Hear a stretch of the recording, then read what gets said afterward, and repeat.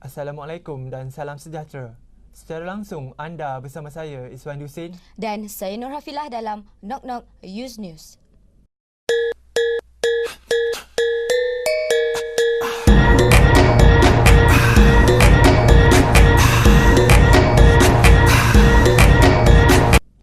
Tatkala masyarakat lena dibuai mimpi, terdapat remaja kita yang bangga merempit di jalan raya dengan aksi berbahaya.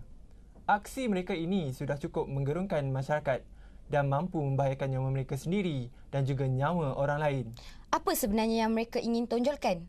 Berbalaikah mereka melakukan aksi ngeri ini atau seiring dengan naluri remaja mereka yang sedang memberontak? Inilah persoalan yang terlintas di fikiran apabila kita membicarakan tentang mak rempit. Fenomena mak rempit ini semakin menular di kalangan remaja Malaysia masa kini. Bukan sahaja golongan lelaki, malahan golongan perempuan mula melibatkan diri dalam gejala ini. Mak rempit merupakan istilah kepada penunggang motosikal yang terlibat dalam perlumbaan haram, biasanya dengan menggunakan motosikal yang tidak memenuhi piawaian dan telah diubah suai.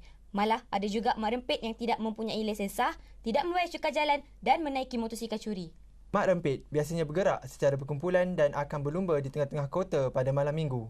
Mak rempit juga telah dikaitkan dengan kegiatan gangster, rompak berkumpulan, pergaduhan, penyalahgunaan dadah, kecurian dan buli. Begitulah kisah mengenai kehidupan mak rempit yang tidak pernah menghiraukan tanggapan masyarakat dengan apa yang mereka lakukan. Apa yang mereka inginkan adalah kepuasan dan juga keseronokan.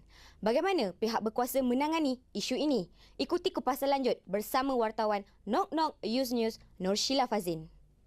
Rempit semakin berleluasa dewasa ini. Berbagai usaha telah dijalankan namun ia seakan sia-sia.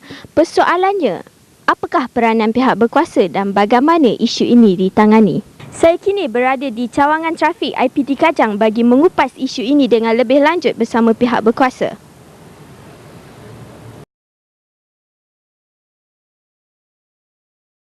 Di kawasan Kajang ni pada mulanya masa saya baru di kawasan sini memang kata apa, isu mak rempit ni dah jadi satu isu yang kata barulah di sini. Bukan barulah, maknanya tidak begitu membimbangkan. Jadi untuk masa sekarang ni dia dah satu macam dah melarat lah. Kegiatan dia ni terlampau melebihi daripada apa yang kita jangka sebelum ni. Kalau sebelum ni kegiatan tu kita tengok sikit, tetapi sekarang ni pada setiap malam minggu kita boleh saksikan kegiatan mak rempit ni di kawasan-kawasan seperti Bukit Dukung dan di Bandar Baru Bangi. Dari segi kemalangan, untuk makluman lah, memang saya tak nafikan memang ada mak rempit yang terlibat dalam kemalangan. Tetapi untuk makluman, kemalangan yang melibatkan mak rempit kebanyakannya dia sendiri. Maksud saya, kalau dia kemalangan tu dia langgar tiang elektrik masa berlumba, dia langgar tembok, dan bila kemalangan tersebut berlaku dia tak lapor kepada polis. Dia melarikan diri atas alasan mungkin dia tak ada lesen, jadi mungkin dia tak boleh claim insurans. Tetapi bila kemalangan yang melibatkan kematian, tapi setakat ni di Kajang belum ada lagi kemalangan yang melibatkan mak rempit yang menyebabkan kematian, tak ada lagi lah. Tetapi memang saya tak nafikan ada kemalangan yang melibatkan mak rempit. Ada kemalangan mak rempit tetapi dia sesama sendiri masa berlumba. Saya rasa media juga memainkan peranan lah. Contohnya dari segi highlightkan bahayanya penglibatan yang tidak orang cakap bermoral, sebab benda tu lebih pada menyusahkan orang ramai dan keluarga dan diri dia sendiri. Maknanya kita highlight macam media, kita kata bahaya, benda ni bahaya. Dan lain pada tu saya rasa media juga ada peranan, boleh bekerjasama dengan polis, memberikan maklumat-maklumat berkaitan dengan kegiatan-kegiatan yang dia buat. Seriusnya isu ini di Malaysia, pihak berkuasa berusaha keras untuk mengatasi masalah ini. Tetapi usaha keras tersebut tidak bermakna sekiranya media dan masyarakat tidak memainkan peranan masing-masing.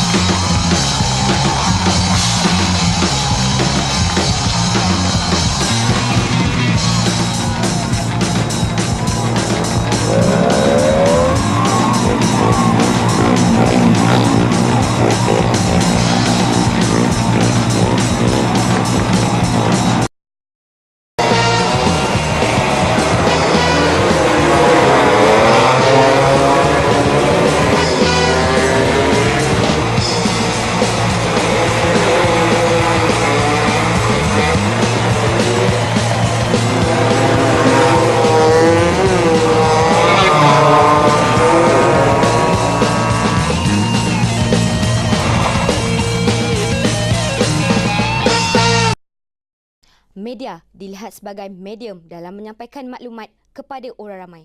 Adakah penayangan filem Mak Rempit mendorong kepada gejala ini? Kita ikuti perbualan bersama Profesor Madya Fuziah Kartini. Filem seperti kebanyakan media lain sebenarnya mempunyai pengaruh yang tidak langsung terhadap gejala Mak Rempit seperti ini.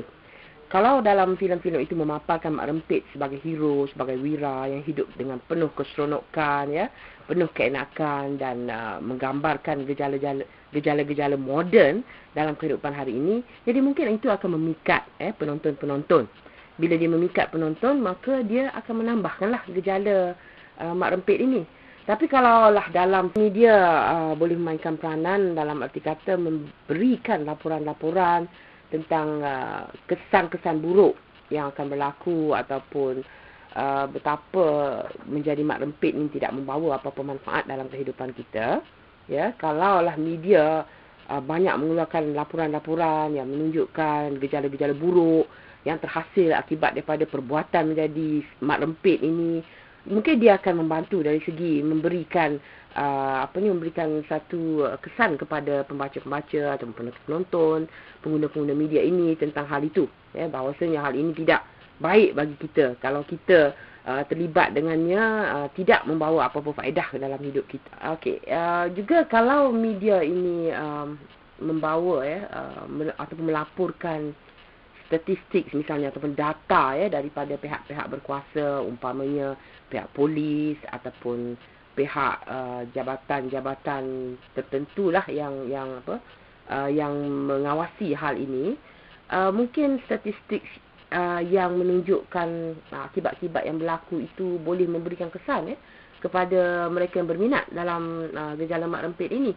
Hidup Mak Rempit ini satu gaya hidup yang tak senonoh sebenarnya, tidak sesuai untuk kehidupan kita, tidak sesuai untuk cara kita orang timur ini, dan sebenarnya apa sebab nak jadi Mak Rempit? Mungkin orang muda ni mereka gemar pada hal-hal seperti ini kerana thrill, kerana rasa thrill yang mereka cari. Tapi kita boleh mencari thrill dalam kehidupan ini dengan cara yang lain. Itu kata golongan profesional. Apa pula kata masyarakat di luar sana? Laporan lanjut bersama wartawan lokasi Marati Khatib. Pada saya, filem yang telah dinyatakan sebentar tadi seperti Mak Rempit, Sebeli Rempit, Gangster dan KL Menjerit, bagi saya itu tidak mendorong kepada berlakunya peningkatan Mak Rempit di Malaysia. Kerana bagi saya, dalam pendekatan yang digunakan, ketiga-tiga filem tersebut menerangkan situasi sebenar apa yang sedang berlaku di Malaysia. Tetapi apabila kita lihat diperhalusi dengan lebih mendalam lagi, mungkin sedikit sebanyak akan mendatangkan impak di mana Mak Rempit ini akan lebih agresif. Kerana bagi mereka terdapat sokongan dengan adanya filem-filem seperti yang ditayangkan. Tetapi secara peribadi, bagi pendapat saya, itu tidak menjamin terhadap peningkatan kadar Mak Rempit. Kerana kalau kita lihat, kadar Mak Rempit ini memang meningkat dari tahun ke tahun, bukan disebabkan oleh filem yang telah ditayangkan. Apapun, bagi saya, tepuk dada, tanya selera. Itu saja. Jadi bila tengok filem tu, kita macam lebih bersemangat nak buat aksi macam dalam filem tu. Dan saya setuju dengan pernyataan filem Rempit ke, KL Menjerit ke, filem yang berbentuk macam tu memang menyumbang kepada berlakunya meningkatnya lagi masalah Rempit ni. Taklah, memang saya tak setuju lah. Lain pada punya remaja mengenai perkara-perkara negatif. Sehingga kan benda yang diorang tak tahu pun melalui movie tu diorang dapat idea yang lebih baik lah. Contohnya hairstyle, budaya bercakap dan sebagainya. Rata-rata mengakui bahawa media turut menyumbang kepada masalah ini. Kini kita ikuti luahan hati bekas orang Mak Rempit yang mengakui betapa teruknya gaya hidup golongan Mak Rempit. Saya tahu akan membahayakan diri saya sendiri, tapi saya tiada pilihan lain. Aktiviti ni, lumba ni saya lakukan biasanya pada malam minggu lah, itu Sabtu malam. Dan saya lakukan aktiviti ini bersama dengan rakan-rakan saya, biasanya untuk menunjukkan kehebatan antara kami masing-masing. Saya sebenarnya banyak juga membaca akhbar dan bahan-bahan media massa seperti media cetak dan media elektronik. daripada situ sebenarnya timbul kesedaran untuk saya berubah daripada apa yang saya lakukan ini. Sebenarnya apabila saya fikir-fikir balik, benda ni sebenarnya tak akan membawa apa-apa manfaat kepada saya. Dan saya rasa saya perlukan satu perubahan dalam kehidupan saya pada menjadi orang yang lebih baik. Nasihat saya cuma ingatlah pada diri sendiri dan apakah tujuan kita dalam menjalani kehidupan ini.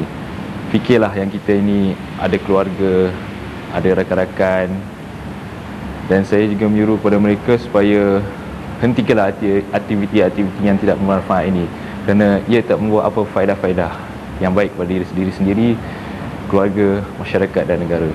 Begitulah tadi paparan mengenai gejala mat rempit yang semakin berleluasa dan memberi impak kepada kita semua.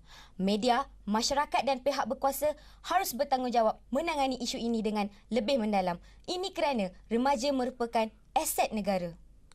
Lebat daun bunga cempaka, cantik sungguh si rama-rama. Remaja dijaga, aset negara, baru menjamin kemakmuran bersama. Dengan itu, Assalamualaikum. Dan salam muhibah.